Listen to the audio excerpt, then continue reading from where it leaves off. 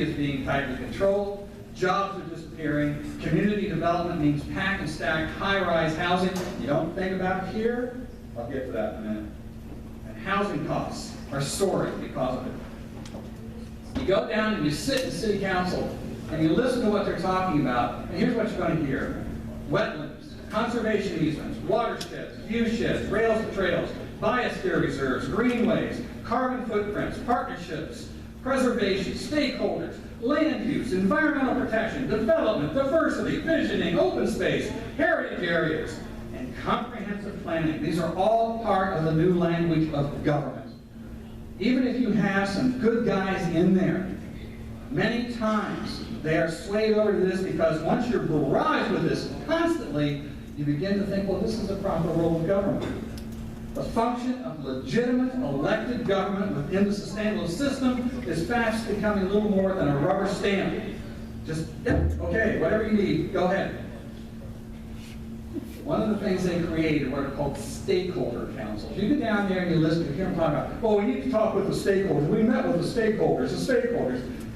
Now, in the English language, as it used to be, the stakeholders were you, the taxpayer, the homeowner, the business operator. You. These things are affecting you. Oh, I'm sorry to tell you. Stakeholders, in their other language, they also call it civil society.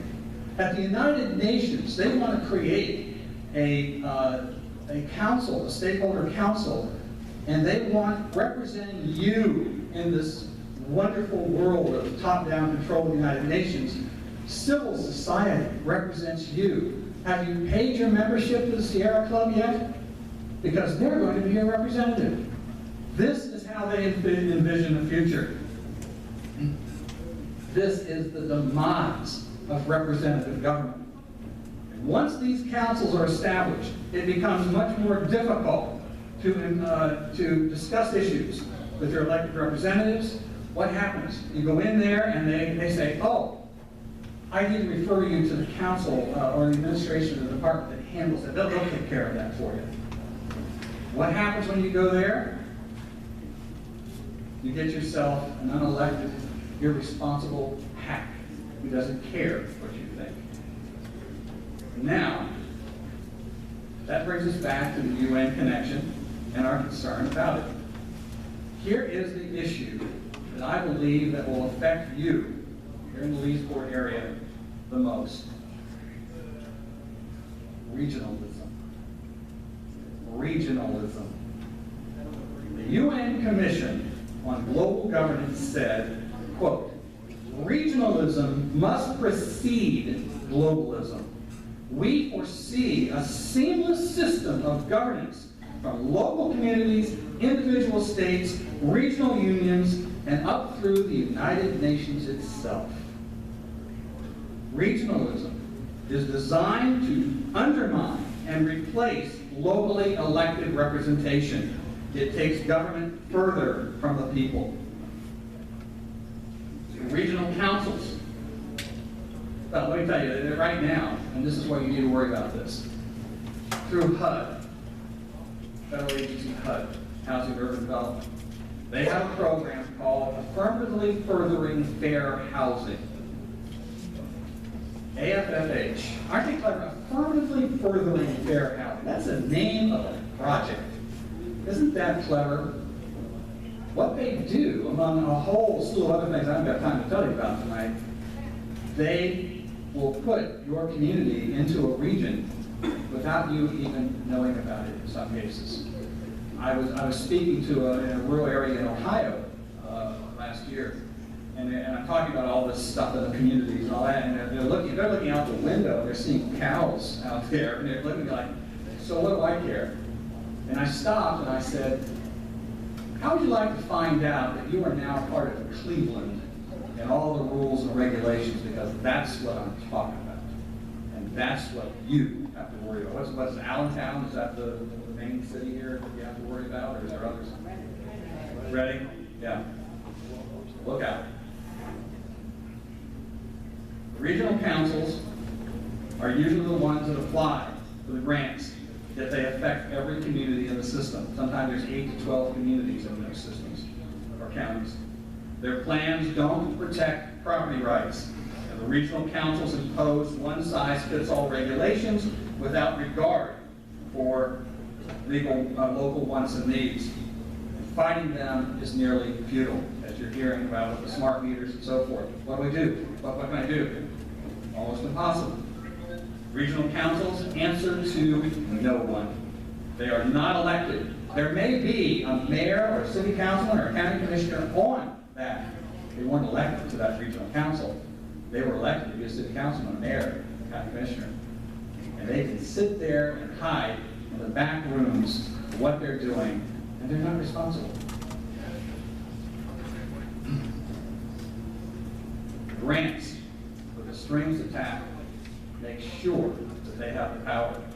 The grants dictate rules, regulations, and money to urban and rural communities across the nation, enforcing code revision, transit-oriented development, affordable housing, corridor planning, green building codes, climate change.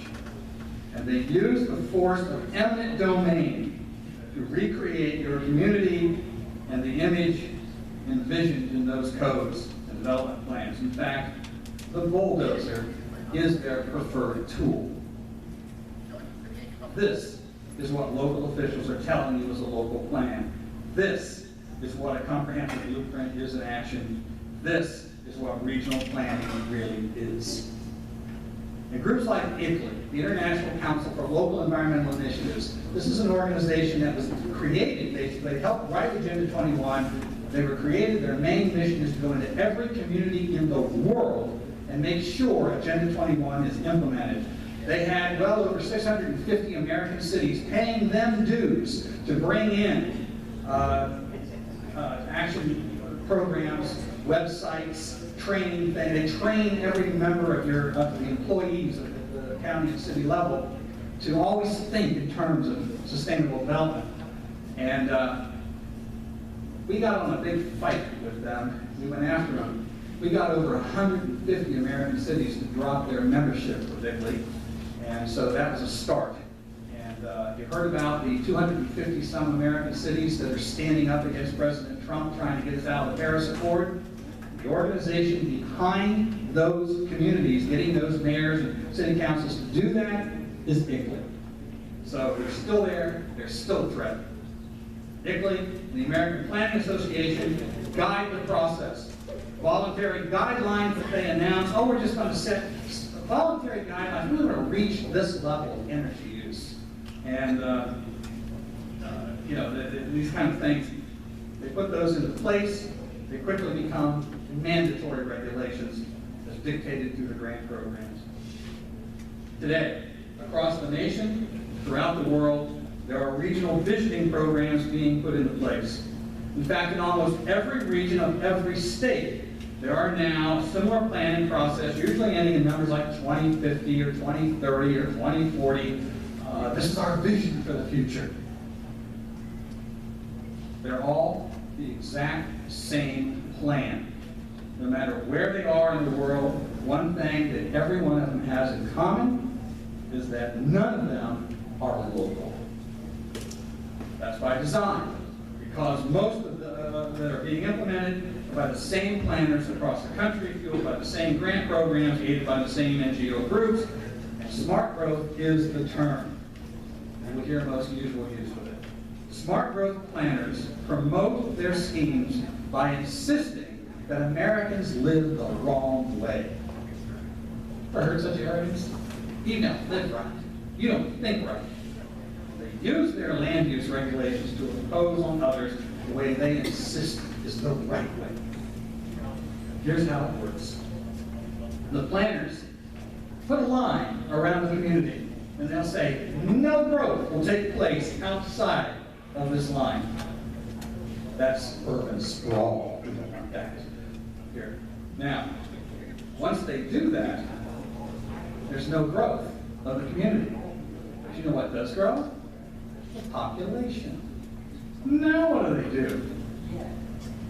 They have to start changing density numbers. They have to start they start to attack single-family housing. There's not enough room for that. We've got to have some apartment buildings. Population continues to grow. Apartment buildings have to get higher and higher until we get into stack and pack, high-rise condo units. Because the only place you can go is up. It means the focus for future housing will be higher density neighborhoods. It means housing costs will go up.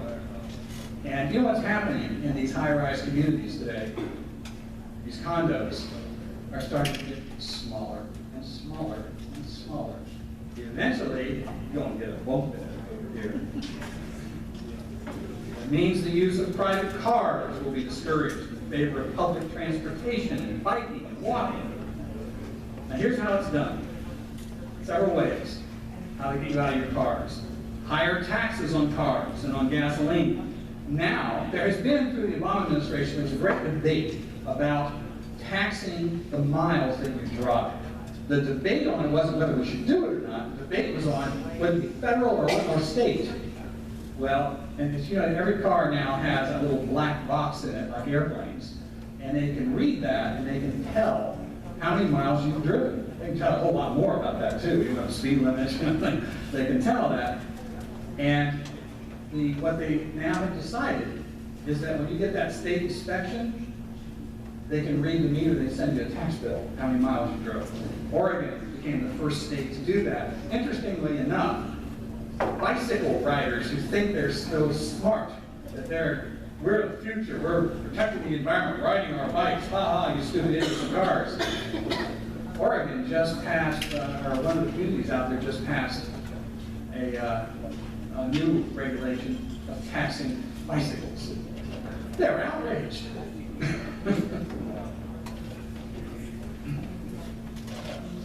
Now, most of the plans talking about bicycles, they have a program called the Complete Street. This is where it's an edict that you share your road with bicycles. You've seen them here, you have the bike paths along the highways and so forth.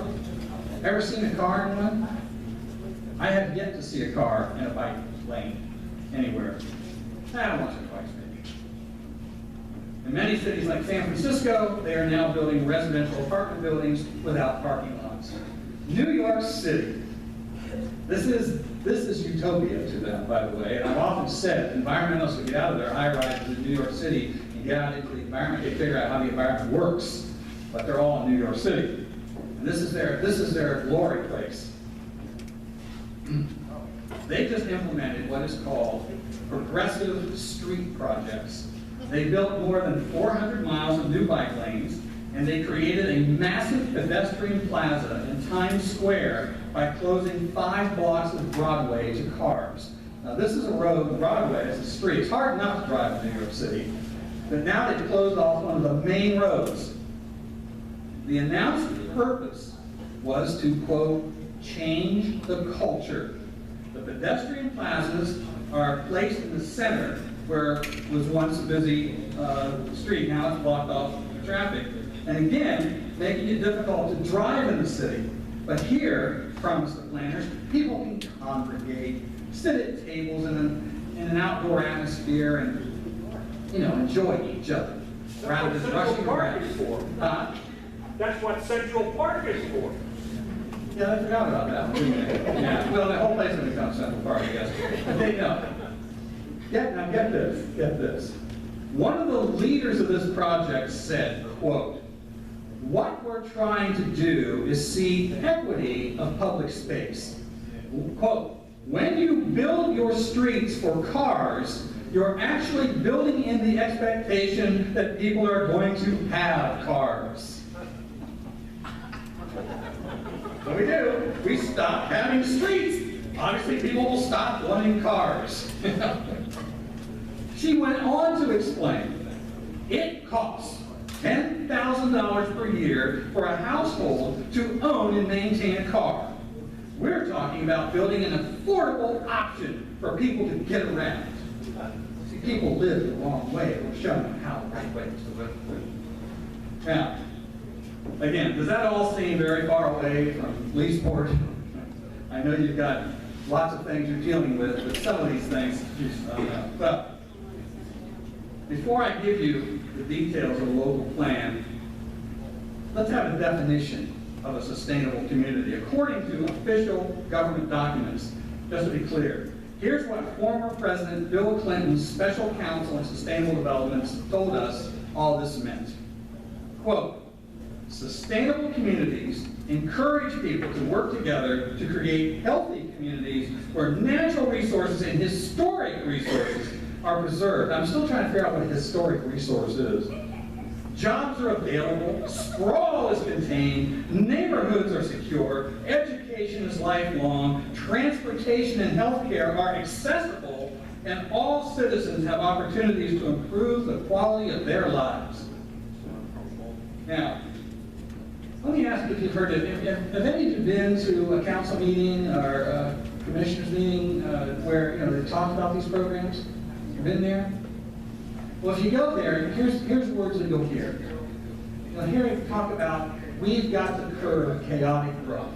Right? Is that right, Karen? Got to curb chaotic growth. We're looking to the future. We've got to move in this direction. Listen to this quote. The chaotic growth of cities will be replaced by a dynamic system of urban settlement. The region is formed by the economic interdependence of the development from the industrial complex to the industrial region. The region has a single system of transportation, a centralized administration, and a united system of education and research. That sound familiar? This was written in 1968 by a gentleman named Alexei Gutenov. He was a Soviet-Russian architect, and he was writing in a publication called The Ideal Communist City. Could it be that sustainable development really is an extension of the master plan for the ideal communist city? Duh! Of course not. Your local elected representatives, planning groups, planning departments deny any such international connections to their planning programs. It's all local, they insist. Well, watch this. Last week I spoke in Virginia Beach. And I have here Virginia Beach, Envision Virginia Beach 2040 Committee. Now I've seen lots of these Envision programs, and they're all alike, except this one's different. The other one's right between the lines. You have to read between the lines. You have to understand how to translate the words they use to know what they're really saying. Not this one. They come right out and say it. They use little vignettes to show what Virginia Beach will be like in 2040, and I'll get into that. But it does exist right there. In the very beginning of it, this is called Envision Virginia Beach 2040. I'm just going to give you very short snippets from it. They first give a definition of visioning. This is what visioning is. Visioning is a process of determining a preferred future that draws on the values of the community and hopes for and your hopes for future. It provides a shared image of life 15 to 25 years forward. It comes from the future and informs and energizes the present. According to whom? What are the ideals? What are the values of the community? Now, they go in and they show quality of life in Virginia Beach in 2040. Quote, our neighborhoods provide a variety of affordable housing alternatives that meet the needs of the people. Now, the needs of the people versus what kind of house would you like to live in? What is your dream home? What is your decision as an individual of how you want to live your life? We'll have the needs of the people taken care of. All people have access to affordable, high-quality health care and lifelong learning opportunities. Boy, we got lifelong health care. We got quality health care, didn't we? And the top down? Yep. And the lifelong learning, we'll get into more of that shortly. Goes on to say, we are environmentally conscious and a green, healthy, and safe community. We have a culture of volunteerism and civic engagement. I guarantee you that voluntary civic engagement will fulfill a certain amount of volunteerism, mandatory volunteerism in their school. It goes on to say, we support initiatives that strengthen our region. Then we go on to talk about the connected community. It all starts to come together here. I said this encompasses everything in your lives. Virginia Beach is a well-planned community of exciting, diverse neighborhoods, each offering unique opportunities to live, work, play, and grow in a culturally rich and safe environment. Our neighborhoods and residents find interconnectivity through our award-winning multimodal transportation system, the ubiquitous presence of broadband communications and technologies, and most importantly, by building a deep sense of community. Really? When you stand there and start to dictate exactly how everybody will be, have you seen the parade of the zombies? We're having all come together in our community, connected community. So now to give you an example of what they mean by that, here's just a little snippet of it. A day in the life of George. George King gets up early to jog before starting his workday, leaving his condo. No home, just a condo. He meets his jogging partner, Judy. As they continue their run, they laugh about the old days, way back in 2012, when they would have to jump into their cars and meet at a park or a gym if they wanted to run together. Gee, golly. The energy-efficient homes are also designed to recognize when temperatures need to be adjusted. Bingo! Smart meters. Now, since he's running a little late, he takes advantage of the car share system. He steps into the car, giving his code, and the car scans the city grid for the most efficient trip to his condo. I'm trying to figure out, how far did this guy run? Now, we get into learning communities, education. This is an eye-opener. We have a comprehensive approach to formal education and broader learning opportunities for citizens of all stages of life that supports their ability to learn, grow, and prosper. We believe in and support an education continuum that begins at birth and lasts a lifetime. Individual families, government, and businesses know and accept their role preparing citizens to be successful throughout their lives. Everyone knows their role. Heil Hitler. All students entering kindergarten are ready to succeed academically in K through 12 because of prenatal care and early childhood initiatives. They are all ready to succeed academically. Really? Students are prepared for success at every stage of their education journey. This is called indoctrination. Teachers, I love this one. The NEA, National Education Association, had to have written this one. Teachers are valued and well compensated. There is a zero tolerance for continuous and uncorrected, underperforming educators in the classroom. You know what that really means? That means any educator caught actually teaching a kid academics outside of the curriculum that they have dictated, there's a zero tolerance for that. But now we have a diverse community. City policies, procedures, and results reflect a zero tolerance approach to actions or efforts that stereotype, profile, or denigrate any particular segment of the community. You will think one way and you will like it. I like this. You've been hearing about Zuckerberg and people like this that are talking about everybody earning the same thing. You think that's a wacko idea? Guess what? It's in the plan. The city has no negligible gaps in earning potential, unemployment, and overall economic vitality. Ladies and gentlemen, that is redistribution of wealth. Everyone will earn the same. And then we have a day in the life of Federico Cortez. When he moved back to the city after graduate school, one of the first things he noticed was the emphasis placed on building culture, competencies, and how it made sense for a global municipality.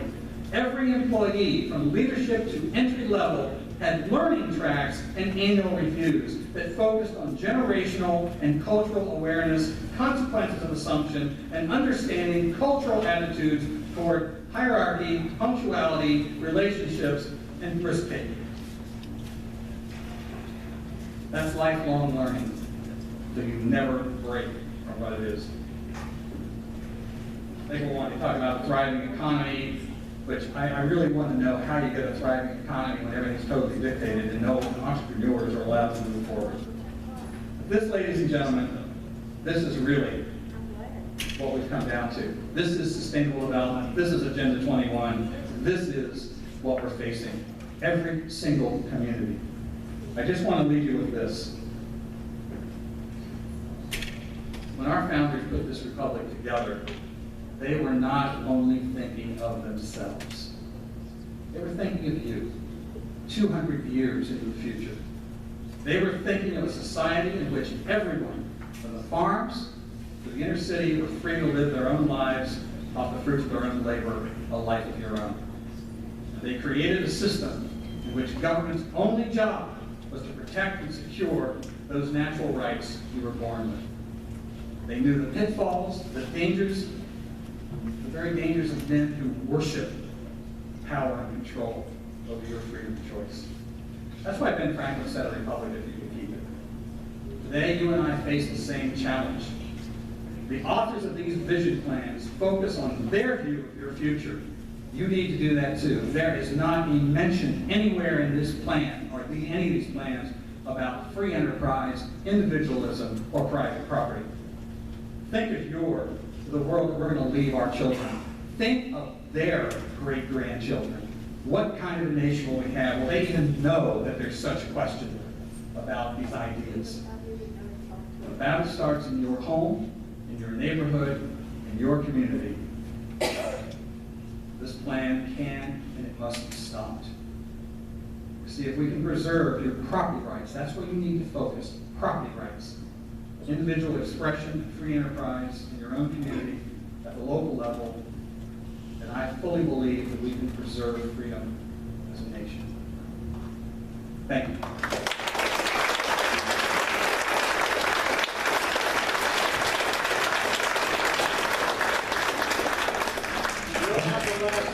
I'll comment to you, sir. You want a question?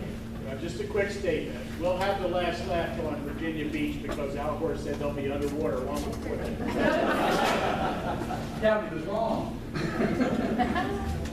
I have one, and this has to do with what you were talking about there, but this has to do with our license, what they're doing right now with the real ID.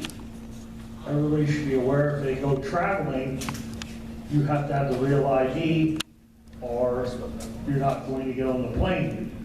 I have to spend my hard-earned money to get a passport, which is only for foreign travel, which doesn't make any sense to me, but it violates the 10th Amendment and a lot of other things. Any thoughts on that? No. I fought hard to stop the Real ID Act. This is all part of the fear. That, the TSA is set up as a ruse to make you feel more secure, to make you think they're doing something. They've never caught a single terrorist at TSA. I advocated a few years ago, and a very proud gunman from America stood up and gave me a standing ovation by himself. The rest of the audience went, what? I suggested that they tear down all of that security at the airports, and they put up tables like these with pistols on them. And every single person that gets on the plane takes one on board. Now let's see a terrorist try to take one of those planes. But I'm not. In your opinion, do you think the Rothschild family and all its tentacles and the Illuminati have anything to do with the agenda? Oh, yeah, I know the Club of Rome, and, of course,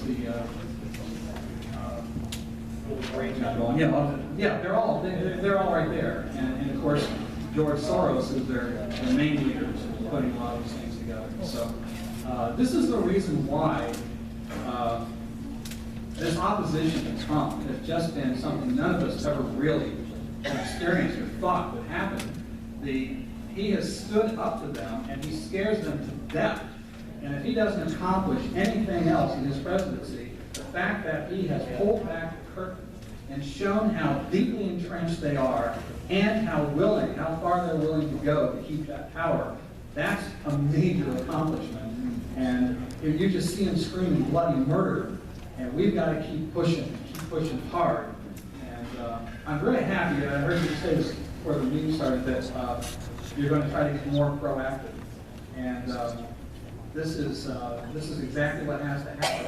One of the big problems we have with our movement is that we work, we have a living, we have a life, and we go down, we get really upset about something, we go and sign a petition, or we go into a rally, or make a phone call, write a letter to the other, and then we go home. And we say, well, that didn't work. You see, they're sitting there going, okay, they're gone now, let's keep going. And we don't do that. We've got to keep pushing and pushing and pushing and pushing, and never give in. That's we've got to change that, and you're getting proactive. That's what you need to do. I have a booklet back here that we put together that has some things, guidelines of a few things you can do. Probably most of you know most of it, but kind of all comes together and how we can do it. So. Was this a prelude to one world government? Oh, absolutely. This This is all going in one. Yeah, it's just like that quote I read from about regionalism. That it's the beginning of changes on the local level and moves right on up to the UN itself. And I've got quote after quote after quote of these guys saying this is exactly where we're headed. This is what it is. It's top-down control. Why can't you deal with City Hall? Why can't you get anywhere there? Because it's all top-down control. You're not touching up there. And one of the things we're not doing with these county commissioners and city councilmen, and I fully believe that's what we have to fight. I don't think for a minute that, on a federal level, this is going to be taken care of. Things move up, not down. And, as far as opposition. And if you can start fighting on a local level, pretty soon state legislators are going to go, whoa, look what happened in those communities. And pretty soon the congressmen are going to say, oh, if we get up there. But if we don't get it on this local level, but what we're not doing is we're not making the people, the county commissioners, city councilmen, feel any pain to their actions. They just do it, and then they sit there and go, what are you going to do about it? And we go home. That's what we've got. You throw about 2 of them out of office, and the other's going to go, uh-oh, I better take a look at this. That's what we have to do, make them feel pain. Hi, thank you, Tom. I'm here visiting from Tennessee, and where I live, I became a county commissioner to fight these plans in my county. We are involved currently in 16 counties, a regional plan across 3 state lines.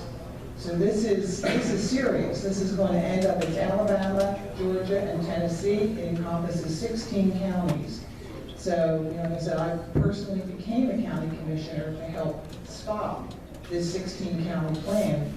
One of the things that they did was they used to get county commissioners to approve and vote on these county plans, regional plans. We've gotten very smart to them. We fought them really hard. So what they did now was they're no longer requiring a county commissioner's approval or vote. They're just implementing the plans. So this is real, and it's bad. And when you've got regional plans across state lines, that tells you right there they're looking to not only blur the lines between cities and counties, they're looking now to blur the lines or destroy the lines between states. Yeah, in fact, they say nation states are the reason for war, strife, poverty, so we need to do away with that. Got one here somewhere. Who wants to call?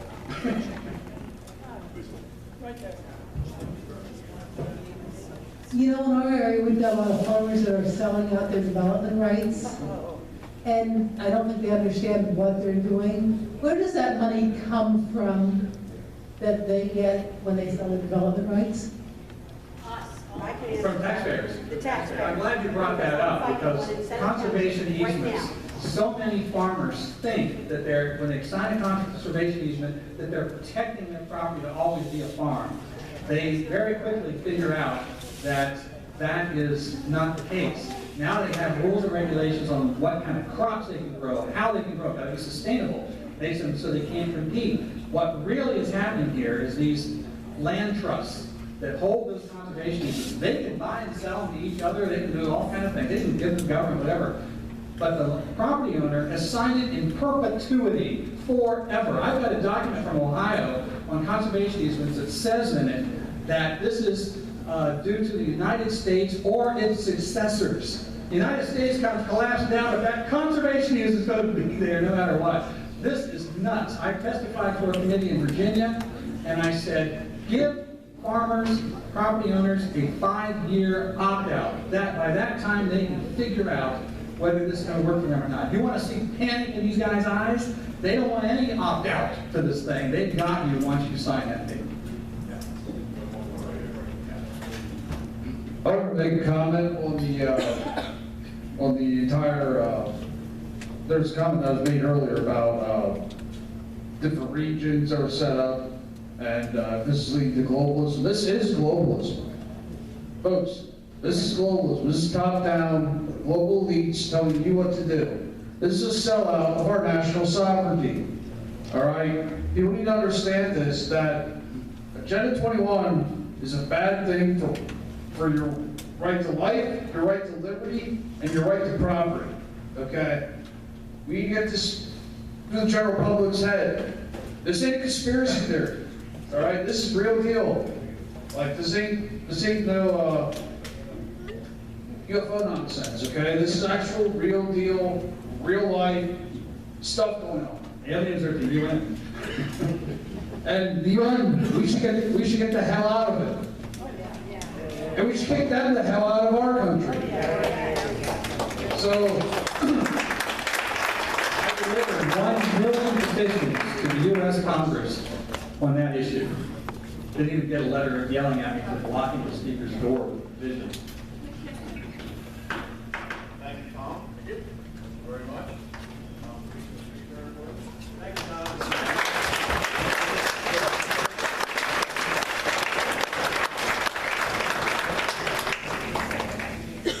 All these things really do happen, and they happen very subtly and very slowly. They take a little piece here, a little piece there, and they'll take a piece from your generation, they'll take a piece from your children's generation, your grandchildren's generation.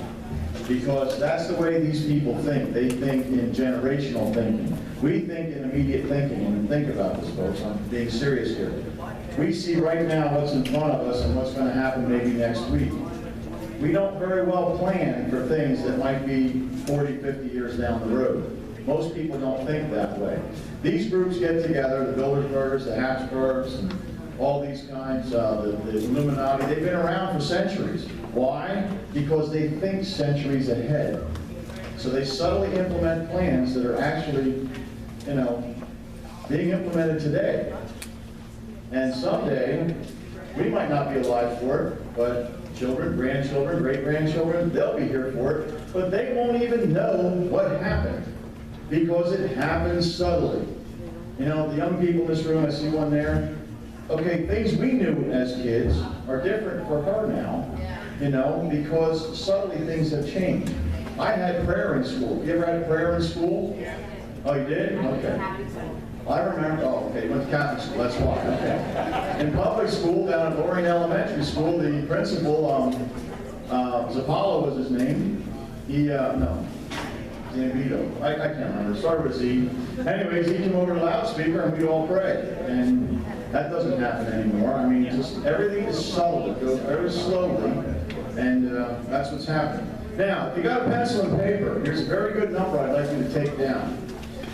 Donald Trump could use your support. This is a direct line to the White House. okay? If you don't already have this number, this is the White House comment line. 456-1111. That's the White House comment line. Say it again. Area code 202-456-1111. Does anybody not have that? Anyways, one more time, okay. 202-456-1111. Put that in your smartphone, right? It's the White House comment line. You can leave messages at the White House, and they do answer them. But this is a way to let the president know you're approving of what's going on, not approving, but it's to get the message from the people to the president. This is a direct line. Use it. This has never happened. You ever get a direct line to Obama? No. So, this president actually wants to hear from you. Call him. You won't get him directly, okay? This isn't his cell phone number, but you get the picture, right? If I may interject just for I have a cell phone number, that's all, so. If I may interject just for a second, I've been told that 222 bypass is shut down for some reason. Probably another hot rod. Probably, yeah. They claimed there was about a 4 or 5 car accident, and when I came up at 7 o'clock, they were lined up for 183 already. Oh, wow. So, and WEU broke in and said it's gonna be a couple hours till they get it cleared. Uh-oh. Did you hear that? So if you're taking 222, find the alternate route. There is other ways around. All right. Would you like me to ask these names? Because I can barely read your writing anyway.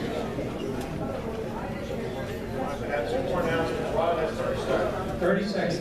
I didn't skip the audience, but if Gene Eckcroft is here tonight, or Bob Logan, there are 2 of our worker bees I'd like them to see before they leave, and I appreciate it. And the other part of my 30 seconds, listen to Chuck tonight, listen to Smart Meters, listen to Agenda 21. I go back to George Orwell's book, 1984. He mentioned one of my personal business. Yeah, I bid online an auction to buy a house. I was told I was a successful bidder. 2 days later, the company in California, to be sure I'm the guy, they give me a series of questions that I had to respond to, and I had to give them the right answer. That was unbelievable. In 2 days, they said, your son, name, tell me how old he is, and he put 6 groups of ages. They know how old he is. They wanted to make sure I did it. They did it with my daughter. But the point he made, prior to the Lehigh Valley commentator, Jasper Hogue and I, you might remember Jasper, he comes to some of these people, we started a newspaper, conservative newspaper. We only had it about 3 months in the mid-1990s. And we decided to put an end to it because we couldn't get the advertisers. But it was such a little thing, a tiny little thing in my life. Other than my wife and 1 or 2 others, I didn't know anybody knew I had a newspaper in the 90s. But they had a series of questions, and 5 of these questions were a corporation I never heard of. The 6th question, or asking me to X off the one that made sense. The 6th one was media-focused newspaper. How in the world did they get it in 2 days from California? I'm telling you, George Orwell's alive and well. Yeah, it's not a joke, folks. I talk about this a lot. And Deborah and I got these new smartphones, these S8s. And it is smarter than me, but I'll tell you what, it knows everywhere we go. It suggests places for us to go. And I'm trying to figure out how to turn this stuff off. If I want to go somewhere, I'll just go. You don't need to tell me where to go. I don't mind one of you guys suggest something, but I don't have my phone telling me, oh, you might like this Mexican restaurant, you know? It does all kinds of stuff I just can't believe.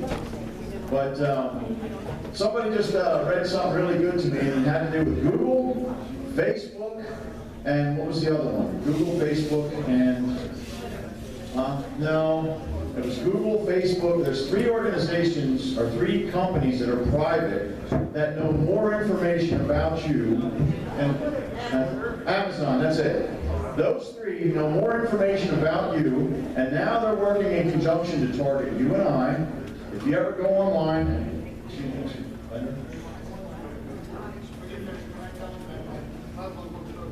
yes, you can. You can just close the door. But these three are working together. They're going to start colluding on information because they want to target you and I and everyone else in the world. They want to get it to the point where, which is the one that just bought out Whole Foods? That was Amazon. Because people, I didn't know this, but millennials are too damn lazy to go to a grocery store, so they're buying their groceries online. Everything but perishables they have delivered to their door. Well, they want to get to the point where they know what you're eating, and it's just going to show up at your door. And, oh, wow, I was going to get that anyways. Okay, I'll take that. I mean, these times are really coming, and they're coming fast. And I certainly don't like it. I'm sure you guys don't like it, but this smartphone is a necessary evil. I told Deb I'd like to go back to a flip phone, but for our business, it's very convenient. So, yes, I have convenience with it, but I hate the other stuff that comes with it, and I'm not smart enough to turn it all off. So, anyways. Don't forget the bus trip. If anybody wants to go, you can see Judy in the back. I believe Helen's already left. Our August meeting, we do have a mystery guest. I will tell you, you'll be very pleased with this mystery guest. Okay, this is not a joke, but it's going to remain a mystery. Only because of safety reasons, just put it that way, okay? So, you can read between the lines there, but, and then the gun raffle, if you want tickets, Paul, right there. Please buy up the last of these tickets. We want to raffle off these guns. So I'd like to close in prayer, but,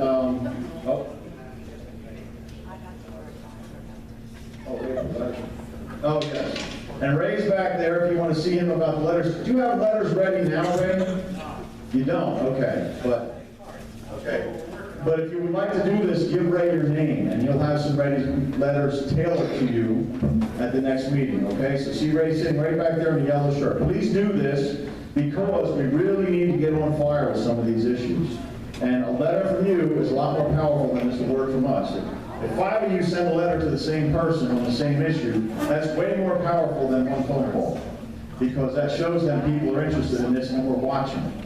And like I said, I forget what the numbers are, but I think one letter is equal to 100 constituents. I think that's the way they break it down. So that would be 500 people that are interested in the same issue, which gets a lot of, that rattles their cages, because that might be 500 people that will vote against them if they don't do the right thing.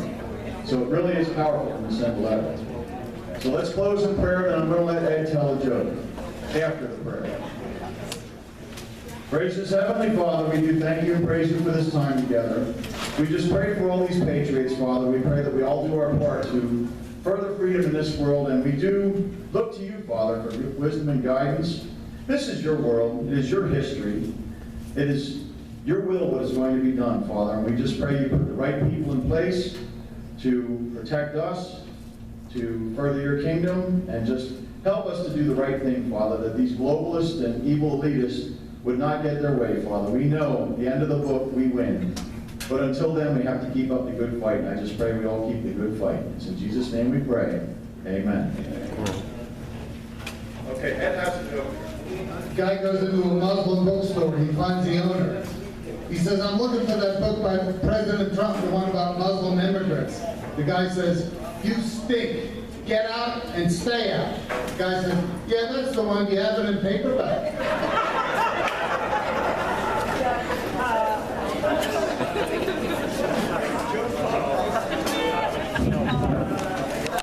Let me ask you a question. Sure. You tape the whole thing? Yeah. Is there any way I can get a copy of that? It goes up on the website. Is it up on the website? Yeah.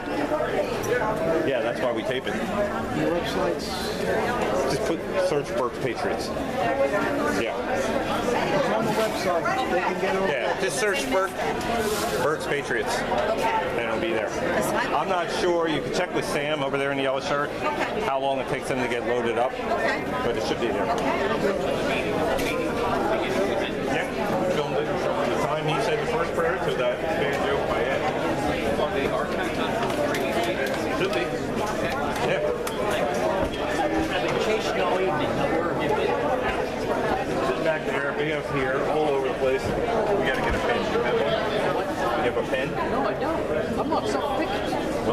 in the airplane. But, no, come with me.